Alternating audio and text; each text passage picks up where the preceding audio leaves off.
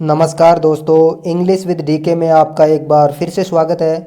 हम पढ़ रहे थे क्लास 10 का चैप्टर द 100 ड्रेसेस सेकंड और आज के इस वीडियो में हम उसका पार्ट सेकंड जो है उसको डिस्कस करने वाले हैं।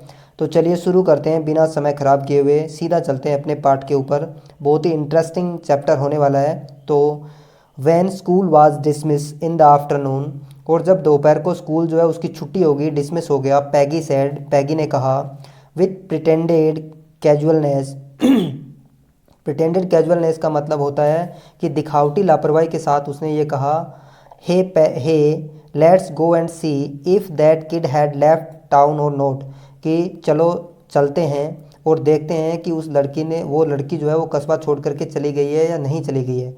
सो इसका मतलब ये है, Peggy had had the same ideas, कि पैगी भी मैडी की तरह ही उसके बारे में सोच रही थी, यानी उस बच्ची के बारे में सोच रही थी।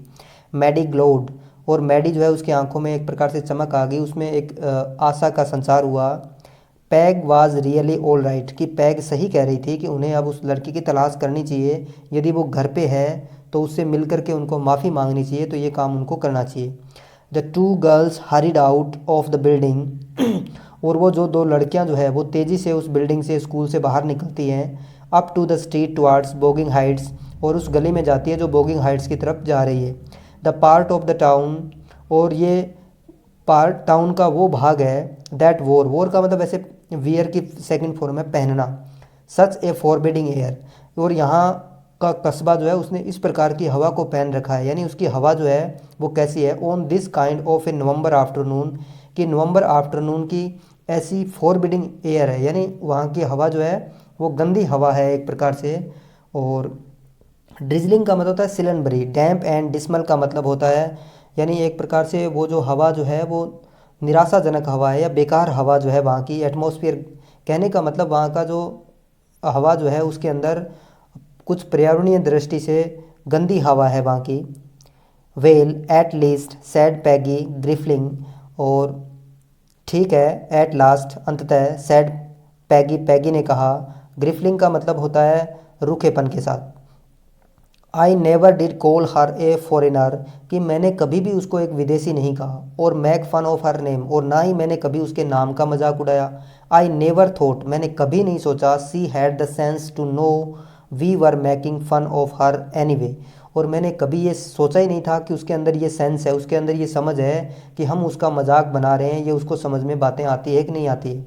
आई थॉट, मैंने सोचा, सी वाज टू डम्ब, मैंने सोचा कि वो तो बहुत ही गूंगी है, यानी वो बहुत ही बुद्धू है एक प्रकार से, उसको तो चीज़ें समझ में ही नहीं आती होगी, क्योंकि कभी भी जो है उसने ये रिएक्ट ही नहीं किया कि ये बातें उसको बुरी लग रही है।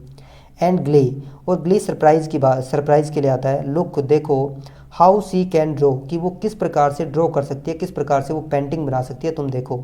Maddie could say nothing, Maddy ने कुछ भी नहीं कहा। All such hope was that they would find Wanda, और उसको आशा थी कि कम से कम वो जो है ढूंढने के लिए वांडा को जा रहे हैं तो वांडा उनको मिल जाए, ये वो सोच रही थी, वो आशा कर रही थी। सी वांटेड टू टेल हर, और वो उसको बताना चाहती थी, दैट दे वर सॉरी, कि उन्हें इस बात का दुख है, उन्हें खेद है। They had picked on her, कि उन्होंने उनका मजाक बनाया, उनके साथ में जो है इस प्रकार से बुरा व्यवहार किया, इसके लिए उसको दुख है। एंड हाउ वंडरफुल, और कितना आश्चर्यजनक तरीके से, द होल स्कूल थॉट, कि पूरा का पूरा स्कूल जो है कितने अजीब आश्चर्यजनक तरीके से आपके बारे में सोचता है कि सी वाज की वो थी, यानी वो कितनी खूबसूरत थी या कितनी अच्छी थी। तो ये आज जो है वो स्कूल पूरा का पूरा जो है उसके बारे में सोचता है। एंड प्लीज़, और कृपया, नोट टू मूव अवे, यानी वो मन में सोच रही है कि कृपया तुम अब जो है वो नहीं, मत जाओ यहाँ से, स्कूल जो है तुम्हारे बारे में बहुत अच्छा सोचता है। And everybody would be nice, और सारे के सारे लोग जो है तुम्हारे प्रति अच्छे हो जाएंगे, जो तुम्हें, तुम्हारे साथ सही व्यवहार नहीं करते थे वो भी अब तुमसे अच्छा व्यवहार करने लग जाएंगे। She and Peggy would fight anybody who was not nice. तो सी और पैगी, यानी मैडी और पैगी दोनों जो है वो उन लोगों के साथ में फाइटिंग करेगी, उनके साथ में लड़ाई करेगी जो आपके साथ में अच्छा व्यवहार नहीं करेंगे। The two girls hurried on, दो लड़कियां तेज़ी से आगे बढ़ रही हैं। दे होप, उन्हें आशा है, to get to the top of the hill before dark, कि वो डार्क होने से, अंधेरा होने से पहले ही वो हिल के ऊपर जो है पहुंच जाएगी। टॉप ऑफ द हिल यानी पहाड़ी के ऊपर पहुंच जाएगी जहां वो मैडी रहती थी। आई थिंक, मैं सोच, वो जहाँ वांडा रहती थी। आई थिंक, मैं सोचता हूँ, सोचती हूँ, that is where the Petrovski live, कि यही वो जगह है जहाँ पर पेट्रोस्की रहती थी। सैड मैडी, मैडी ने कहा। Pointing to a little house, little white house, एक छोटे से सफ़ेद घर की तरफ इशारा करते हुए। Wisps of old grass stuck up there here and there, और विस्प्स का मतलब है झुंड आप कह सकते हैं। ओल्ड ओल्ड ग्रास यानी पुराने घास का जो झुंड है या छुटमुट झुरमुट जो है वो घास के उगे हुए हैं। हेयर एंड देयर यानी यहाँ वहाँ। अलोंग द पाथवे, रास्ते के किनारे किनारे पर। लाइक थिन किटन, लाइक यानी के समान, थिन यानी पतले, किटन यानी बिल्ली के बच्चों, यानी पतले छोटे बिल्ली के बच्चों के समान उस रास्ते के चारों तरफ जो है घास के झुरमुट जो है, छोटे छोटे घास के झुंड जो है वो उगे हुए हैं। The house and its spare little yard looked shabby but clean, कि ये जो घर है और उसका जो स्पेयर, स्पेयर का मतलब एटमॉस्फेयर होता है या उसका आंगन कह सकते हैं कि आसपास का जो, और यार्ड का मतलब भी आंगन होता है, वो बिल्कुल एकदम सैबी यानी थोड़ा सा गंदा दिखाई दे रहा है, यानी थोड़ा अनक्लीन सा दिखाई दे रहा है बट क्लीन। सैबी आप जो है वो गंदा ना कह करके आप इसको जो है वो धुंधला कह सकते हैं, जैसे एक कलर फेडेड ड्रेस को भी सैबी कहते हैं, तो उस प्रकार से ये दिखाई दे रहा है। It reminded Maddie of Wanda's one dress, her faded blue cotton dress, और ये जो बात है ये नहीं, घर को देख करके उस बच्ची की ड्रेस जो है, वांडा की ड्रेस के बारे में जो है वो उनको याद आती है, जो फेडेड ब्लू कॉटन ड्रेस जो वो पहनती थी। सैबी, वो सैबी होती थी यानी उसके कलर वगैरह फेड हुए होते थे लेकिन साफ़ सुथरी होती थी। There was not a sign of life about the house, लेकिन वहाँ पर घर के अंदर एक साइन भी नहीं था, एक चिन्ह भी नहीं था जीवन के बारे में, यानी लोग वहाँ से जा चुके थे। पैगी नोक्ड फर्मली ऑन द डोर, और पैगी ने डोर को नोक किया। नोक का मतलब खटखटाना होता है, फर्मली यानी दृढ़ता कठोरता के साथ जो है दरवाजे को उसने खटखटाया। But there was no answer, लेकिन वहाँ पर किसी भी प्रकार का कोई उत्तर वहाँ से नहीं मिला। She and Maddie went around to the back yard, और मैडी और पैगी दोनों जो है वो बैक यार्ड में जाती है, पीछे के आंगन की तरफ जाती है। एंड नोक देयर, और वहाँ जाकर के भी वो डोर को खटखटाती है। Still there was no answer, और फिर भी वहाँ से कोई उत्तर जो है उन लोगों को नहीं मिलता है। There was no doubt about it, कि इसके बारे में कोई डाउट नहीं है, कोई संदेह नहीं है। द पेट्रोन्स्कीज वर गोन, कि वे जा चुके थे। How could they were make amends, कि अब वे किस प्रकार से, अमेंड का मतलब मरम्मत करना होता है लेकिन यहाँ पर इसका मतलब ये है कि वो किस प्रकार से इस चीज़ की क्षतिपूर्ति कर सकते हैं, यानी जो उन बच्चियों के द्वारा जो उस छोटी बच्ची का जो दिल दुखाया गया था उसकी क्षतिपूर्ति वो कैसे कर सकते हैं, कैसे क्षमा मांग करके अपने आप को संतुष्टि प्रदान कर सकते हैं। They turn slowly and made their way back down the हिल, और वे धीरे से जो है वो वहाँ से मुड़ती है और अपना पूरा का पूरा रास्ता जो है हिल से वापस का रास्ता जो है वो तय करती है। वेल, अच्छा, एनीवे, सैड पैगी, पैगी ने कहा। सी हैज़ गोन नाउ, कि अब वो जा चुकी है। So what can we do, कि अब हम क्या कर ही क्या सकते हैं क्योंकि वो जा चुकी है। बिसाइडेज, इसके अलावा, when I was asking her about all her dresses, कि जब मैं उनकी ड्रेसों के बारे में उनसे पूछती थी, she probably was getting good ideas of her drawings, तो संभवतः उसको ये अपनी जो ड्राइंग्स जो थी, अपनी पेंटिंग्स जो थी, इनके बारे में उनको अच्छा आइडिया था। She might not even have won the contest otherwise, यदि वो उस समय ही यदि ये पेंटिंग्स नहीं बना रही होती तो शायद ये कॉन्टेस्ट जो है, ये प्रतियोगिता वो नहीं जीत पाती, यानी पहले से ही उसने तैयारी कर रखी थी कि मुझे जो है वो ड्रेसें बनानी है और इस कॉन्टेस्ट में भाग लेना है। यदि वो पहले से ऐसा नहीं करती तो वो इस कॉन्टेस्ट को नहीं जीत सकती थी।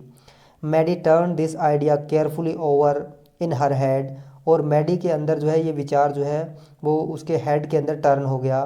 For if there were anything in it she would not have to feel so badly, कि if there were anything in it, कि इसके अंदर कुछ न कुछ है। She would not have to feel so badly, कि उसे जो है उसके बारे में ज़्यादा बुरा महसूस नहीं करना चाहिए। But that night she could not get to sleep, लेकिन मैडी उस रात्रि को जो है वो अच्छे तरीके से रात को सो नहीं पाई। She thought about Wanda and her faded blue dresses, Wanda ने उस रात्रि को मैडी ने उस रात्रि को वांडा के बारे में और उसकी फेडेड ड्रेस के बारे में सोचा। द लिटिल हाउस, और वो छोटा सा घर उसके मन में बार बार उसको याद आ रहा था। सी हैड लिव्ड इन, जिसके अंदर वो रहा करती थी। एंड सी थॉट, और उसने सोचा, of the glowing picture those hundred dresses made all line up in the classroom, और बार बार उसके वो चमकती हुई तस्वीरें जो उन्होंने बनाई थी, 100 ड्रेसें बनाई थी जो क्लास के अंदर एक लाइन के अंदर टंगी हुई थी, वो भी उनके दिमाग में बार बार वो तस्वीरें घूम रही थी। एट लास्ट, और अंत में, Maddie sat up in the bed, Maddie जो है वो वहाँ बेड के ऊपर बैठ जाती है। And pressed her four head tight in her hands, और वो अपने फोर हेड को, अपने माथे को जो है वो टाइट हाथों से पकड़ लेती है। एंड रियली थॉट, और वास्तव में सोचती है, this was the hardest thinking, और ये सबसे कठिन थिंकिंग थी उसकी, सबसे गहन विचार वो कर रही थी। सी हैड एवर डन, जो कि आज तक उसने किया था। यानी किसी भी चीज़ के बारे में मैडी ने आज तक जितना सोचा था उससे अधिक ये जो है उस चीज़ के बारे में सोच रही थी। After a long long time, कि लंबे समय तक सोच विचार करने के बाद, सी रीच्ड एन इम्पोर्टेंट कंक्लूजन, और वो अंततः एक लास्ट निष्कर्ष के ऊपर पहुंचती है। She was ever going to stand by and say nothing again, कि कभी भी वो जो है इस प्रकार का टॉर्चर जो होगा, बुल्ली जो होगा, उसके साथ में वो खड़ी नहीं होगी और कभी भी कुछ नहीं कहेगी। If she ever heard anybody picking on someone, और यदि वो किसी को इस प्रकार से पिकिंग अप करते हुए, किसी को टॉर्चर करते हुए यदि सुनेगी, देवर फनी लुकिंग, चाहे उन वो फ़नी हो लुकिंग के अंदर, और because they had strange names, या फिर उनके अजीब नाम की वजह से यदि कोई किसी को परेशान कर रहा होगा, सी हैड स्पीक अप, तो वो बोलेगी।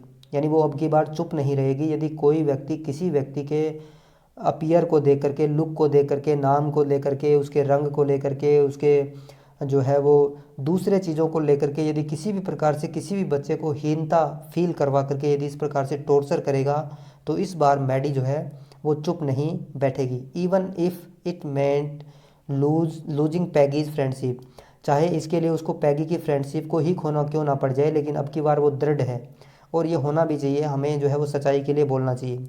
सी had no way of making things right with Wanda, कि सी हैड नो वे, उसके पास में कोई तरीका नहीं है, making things right with Wanda, कि वो वांडा के साथ जो उन्होंने गलती की है उसको सुधार करने का अब उसके पास में कोई तरीका नहीं है।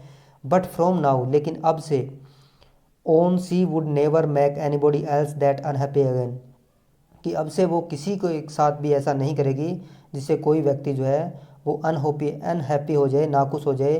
तो ये काम जो है वो कभी भी करने वाली नहीं है।